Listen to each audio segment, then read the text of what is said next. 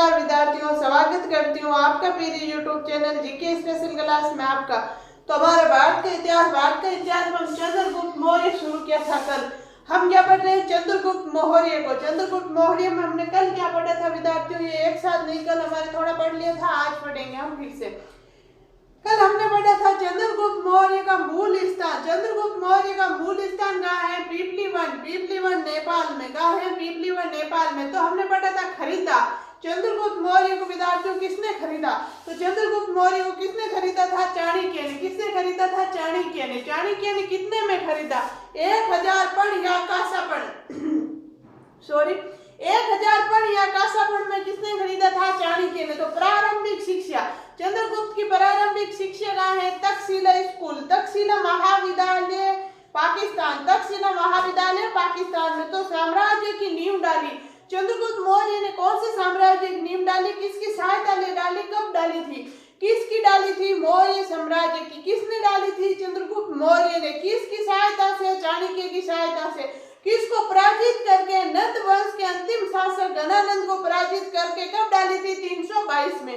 ये पॉइंट पढ़ा था। फिर हमने पढ़ा था प्रधानमंत्री। चंद्रगुप्त मौर्य का प्रधानमंत्री कौन था? चाणक्य। कौन था? चाणक्य। फिर चाणक्य की एक दो बातें लिखी थी। फिर हमने पढ़ा था गुरु। चंद्रगुप्त मौर्य के गुरु कौन है? भद्रबाहु। कौन है? भद्रबाहु। फिर हमने पढ़ा था राजनीतिक गुरु, वो कौन है? चाणक्य। और उससे आगे आज हम देखेंगे वन। चंद्रगुप्त मौर्य में कितने वन थे? कितने वन थे? देखो विद्यार्थियों, थोड़ी सी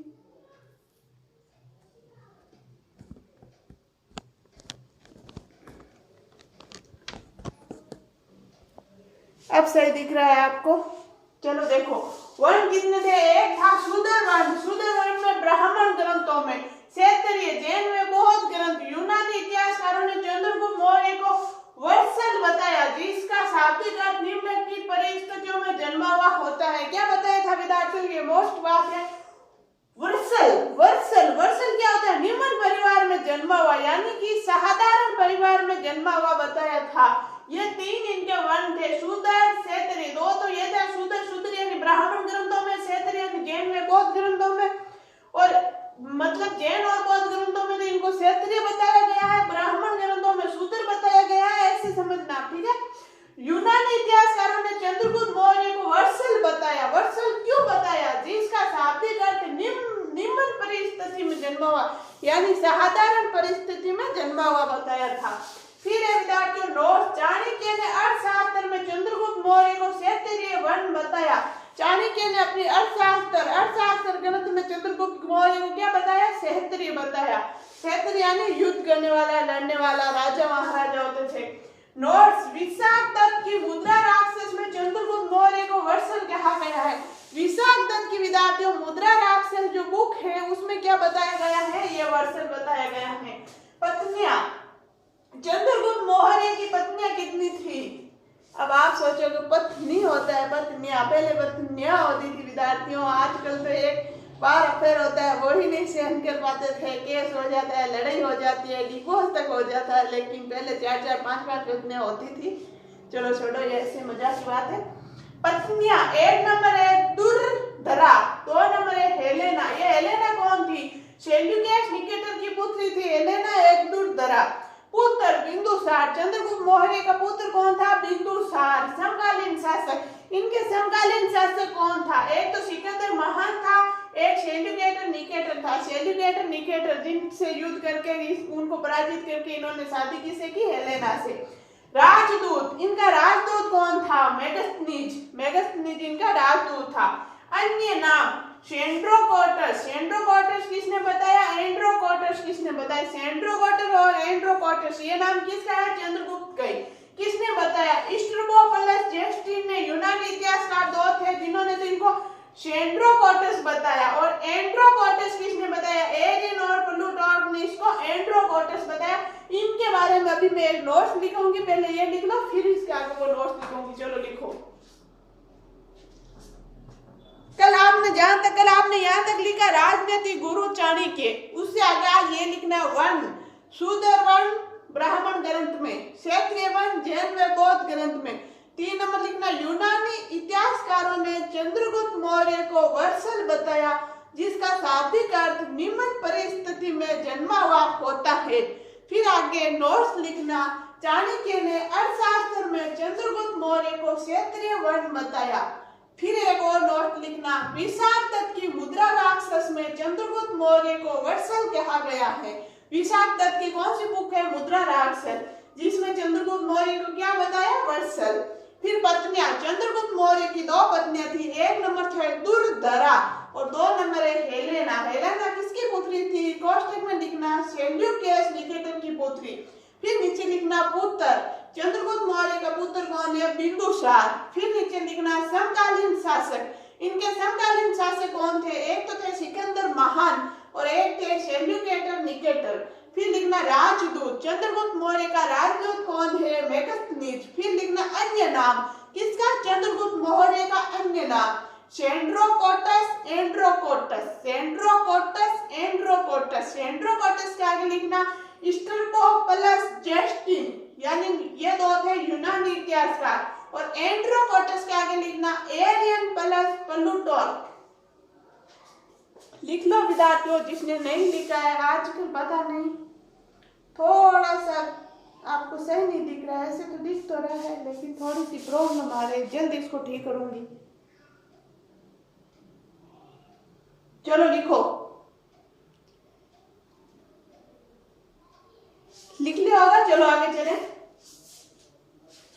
यहां से लिखना था आज आपको वर्ण। वर्ण कौन है? शूद्र। शूद्र ब्राह्मण ग्रंथ में, क्षेत्रीय जैन में बौद्ध ग्रंथ में। यूनानी इतिहासकारों ने चंद्रगुप्त मौर्य को वत्सल बताया, जिसका वत्सल का शाब्दिक अर्थ क्या होता है? निम्न, यानी छोटे, यानी साधारण परिस्थिति में जन्मा हुआ। फिर विद्यार्थियों नोट्स लिखना। चाणक्य ने अर्थशास्त्र में चंद्रगुप्त मौर्य को क्षेत्रीय वर्ण बताया।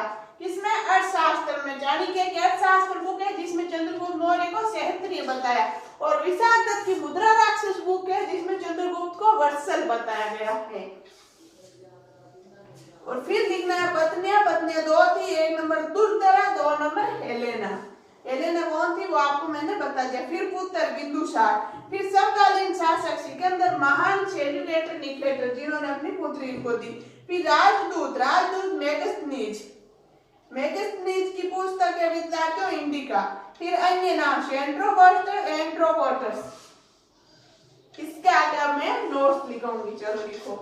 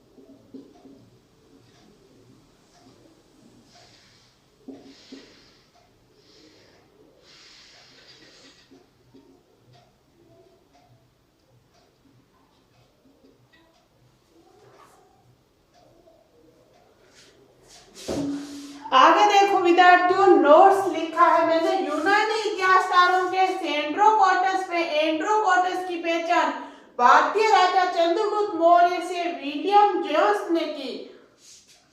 विद्यार्थियों जगह जगह से लिखा हुआ था, सेंड्रोकोटस ने यह किया, सेंड्रोकोटस ने वो किया, एंड्रोकोटस ने ये क्या, मतलब इनकी जहां जहां इनकी प्रशंसा वगैरह की गई थी तो इनका नाम यूनानी में ये था, सेंड्रोकोटस, एंड्रोकोटस, सेंड्रोकोटस, एंड्रोकोटस।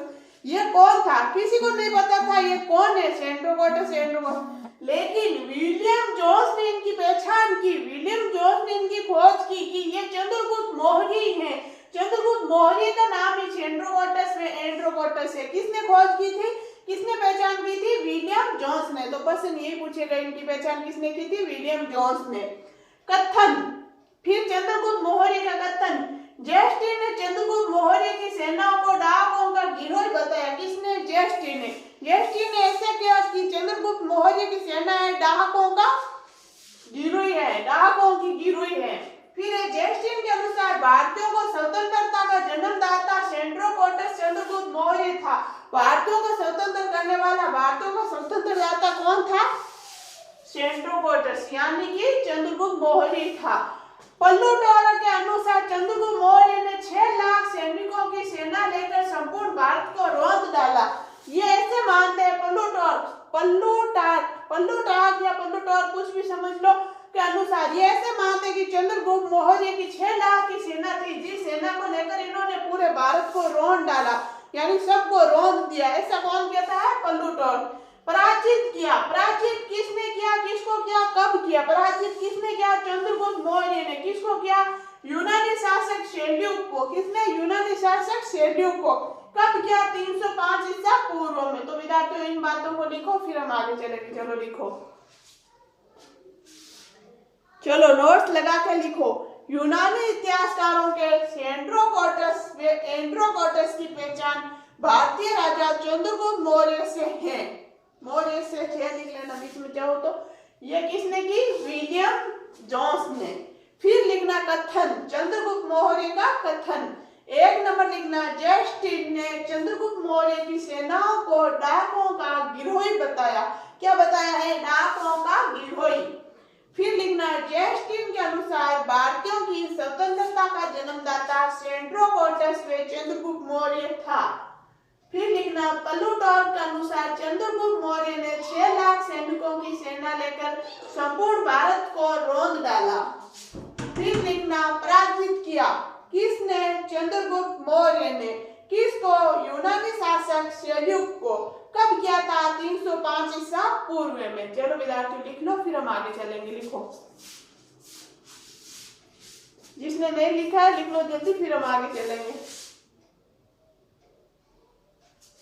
लिख लिया होगा, चलो आगे चल रहे हैं। पराजित तो हमने कर दिया, अब हम संधि करेंगे।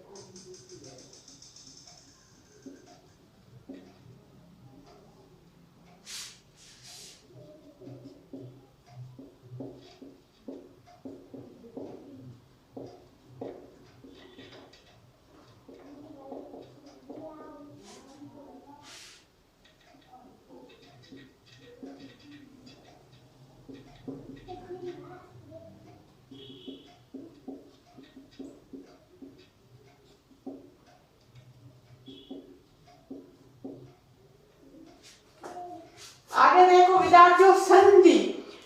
चंद्रगुप्त मौर्य ने संधि की थी विद्यार्थियों, कब की थी, किसे की थी, क्यों की थी, ये सब पढ़ेंगे हम। तो देखो संधि कब की थी, 305 ईसा पूर्व में।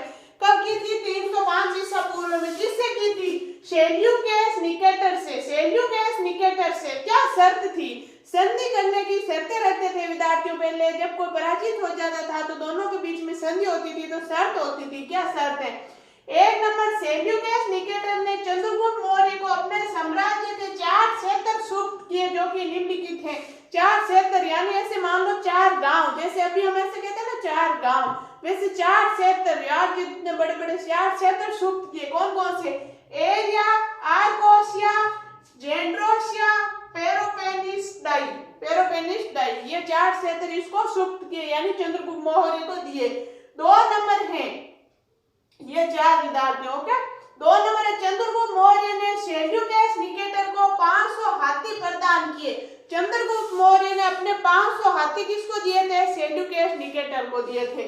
फिर सेल्यूकस ने अपनी पुत्री हेलेने का विवाह चंद्रगुप्त मौर्य से करवाया। दोनों का अच्छा हो गया, क्यों, वो तो हारा हुआ था, तो उसने अपने पैसों वाले दामाद को 4 गांव मतलब 4 दे दिए ना, ये दिए थे ना साम्राज्य, 4 सुपुर्द किया ना, तो साथ में अपनी बेटी को दे दिया, तो वो तेज समझ लो, ऐसे हो गया। और चंद्रगुप्त मौर्य के तो अच्छे हुआ ना, एक पत्नी और मिल गई उसके, ऐसे अच्छा हो गया। तो सेल्यूकस ने अपनी पुत्री हेलेने का विवाह चंद्रगुप्त मौर्य से करवा दिया। फिर सेल्यूकस निकेटर ने मेगास्थनीज को अपना राजदूत बनाकर चंद्रगुप्त मौर्य के दरबार में भेजा। मेगास्थनीज किसका था, सेल्यूकस का था। किसका था, इसका, सेल्यूकस निकेटर का। और इन्होंने किसको राजदूत बना के किसके पास भेज दिया, चंद्रगुप्त के पास। किसको, मेगास्थनीज को। तो विद्यार्थियों इसको लिख लो, फिर हम आगे चलेंगे। चलो लिखो, लिखो संधि कब की, 305 ईसा पूर्व में। किससे की, सेल्यूकस निकेटर से। शर्त, क्या क्या शर्त थी, 1 नंबर, सेल्यूकस निकेटर ने चंद्रगुप्त मौर्य को अपने साम्राज्य के 4 क्षेत्र सुपुर्द किए, जो कि निम्नलिखित हैं। 1 number Aria, 2 number Arachosia, 3 number Gedrosia, 4 number Paropamisadae. फिर नीचे 2 नंबर लिखना, शर्त 2 नंबर, चंद्रगुप्त मौर्य ने सेल्यूकस निकेटर को 500 हाथी प्रदान किए। 3 नंबर शर्त है, सेल्यूकस ने अपनी पुत्री हेलेने का विवाह चंद्रगुप्त मौर्य से करवाया। 4 नंबर शर्त है, सेल्यूकस निकेटर ने मेगास्थनीज को अपना राजदूत बना के चंद्रगुप्त मौर्य के दरबार में भेजा। लिख लो विद्यार्थियों, जिसने नहीं लिखा है जल्दी लिख लो, फिर हम आगे चलेंगे। चलो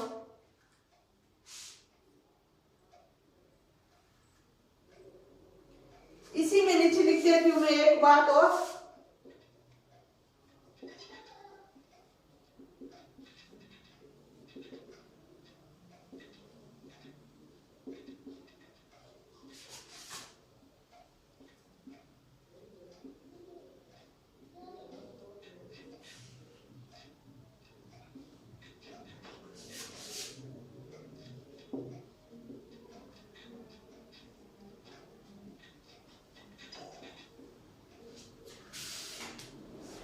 देखो विद्यार्थियों, इसी में नीचे मैंने एक बात और लिखी है, जानकारी। इस संधि की जानकारी एम्फियान्स ने दी। किसने दी, एम्फियान्स ने दी।